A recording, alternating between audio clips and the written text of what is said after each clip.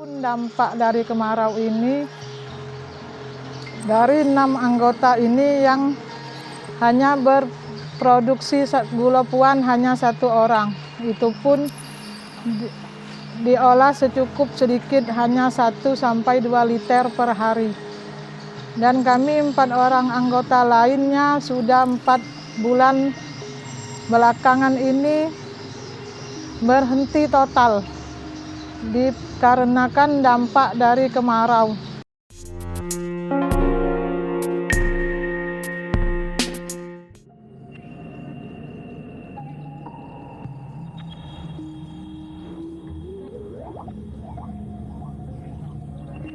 Produksi susu dari kandang-kandang kerbau di Pulau Tapus, Desa Bangsal, Kecamatan Pampangan, Ogan Komering Ilir, Sumatera Selatan terus menurun bersamaan dengan mengeringnya lebak-lebak di Desa Bangsal.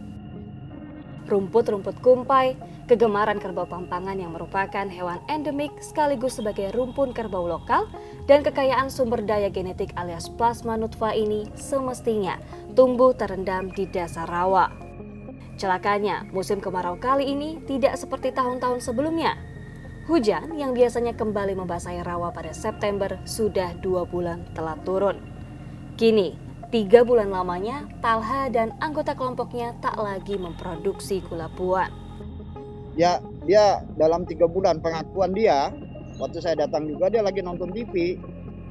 Jadi dalam pengakuan dia, dan dulu pernah saya datang, memang rumah itu memang rame.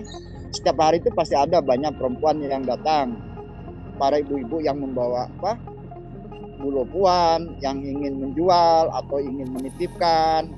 Karena Ibu Talha ini kan ketua kelompok gula puan Desa Bangsal itu.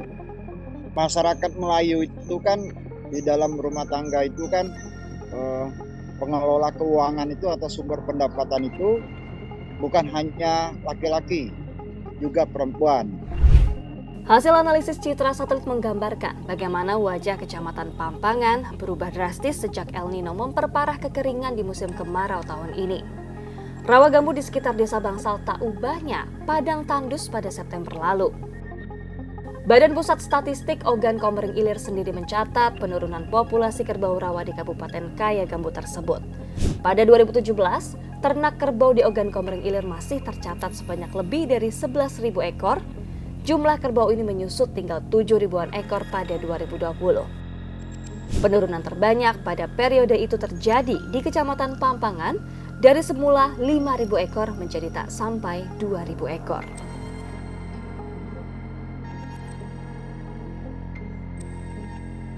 El Nino sebabkan musim kemarau datang lebih awal dengan durasi yang semakin panjang. Tak hanya di Sumatera, efek ganda fenomena ini juga melanda nasib para perempuan penggerak UMKM lainnya di Sulawesi Selatan misalnya. PT PLN wilayah Sulawesi Selatan, Tenggara dan Barat melakukan pemadaman listrik bergilir sejak September lalu akibat debit air sungai, waduk maupun bendungan yang menjadi penggerak turbin milik pembangkit listrik tenaga air di wilayah ini menyusut drastis. Penurunan debit air ini akibat El Nino. Bahkan listrik padam sampai 10 jam dalam sekali pemadaman.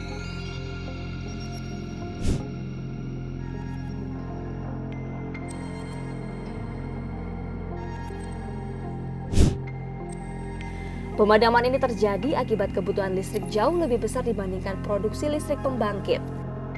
Selama El Nino, pasokan listrik seluruh pembangkit itu berada di bawah 650 MW. Sedangkan kebutuhan listrik pada beban puncak mencapai 1.800 MW.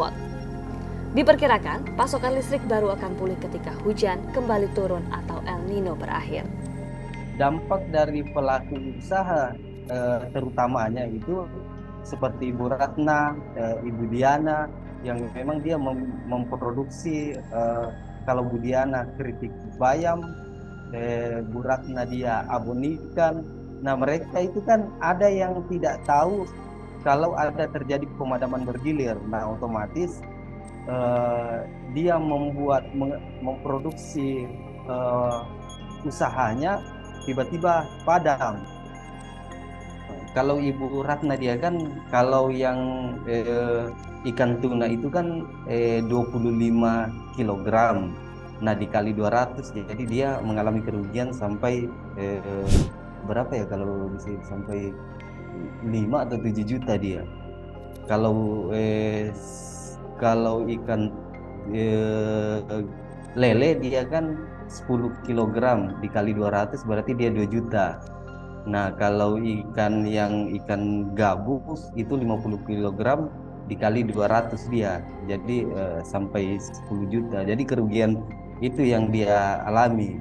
Ya memang salah satu pendapatan utama keluarga dia berjualan UMKM-nya itu. Sampai-sampai dia berharap mendapat kompensasi dengan kerugian itu dari PLN karena mengalami kerugian yang menurut memang begitu besar. Bukan tak mungkin, cerita Talha, Ratna maupun Diana juga terjadi di berbagai titik lain di Indonesia. Fenomena El Nino memukul sektor ekonomi terkecil yang bersamanya turut terdampak pula eksistensi perempuan. Posisi politik perempuan itu tidak diberikan oleh siapa-siapa, tapi posisi politik perempuan itu ditentukan adalah dari kemampuan ekonominya, menyumbang kontribusi terhadap keluarga, dan juga secara termasuk di dalamnya di budaya produksinya. Dan kalau kemudian kekuatan ekonomi perempuan ini hilang, maka secara langsung dia kekuatan politiknya akan semakin menghilang. Dia bisa jadi kehilangan, perempuan kemudian bisa kehilangan kehilangan wibawa, kehilangan otoritas untuk ikut dalam mengambil keputusan, baik itu keputusan keluarga maupun itu keputusan di kampung. Dan perempuan yang kehilangan kekuatan politiknya karena sudah menjadi miskin, itulah yang disebut dengan mengalami penghancuran dignity. Badan Meteorologi, Klimatologi, dan Geofisika sempat memperkirakan El Nino mencapai puncaknya pada Agustus hingga September 2023. Namun, studi terbaru Biro Meteorologi Australia mendapati gejala El Nino ini akan bertahan hingga Februari mendatang. Para ilmuwan justru was-was El Nino akan mengamuk pada 2024. Sebab dampak yang dihasilkan itu lebih besar dibandingkan terorisme. Jadi perubahan iklim ini bukan hanya membunuh segelintir orang yang dianggap musuh oleh sekelompok orang. Perubahan iklim ini menghabisi budaya, menghabisi manusia, ya bisa dibilang genosid ya, karena perubahan bentang alam.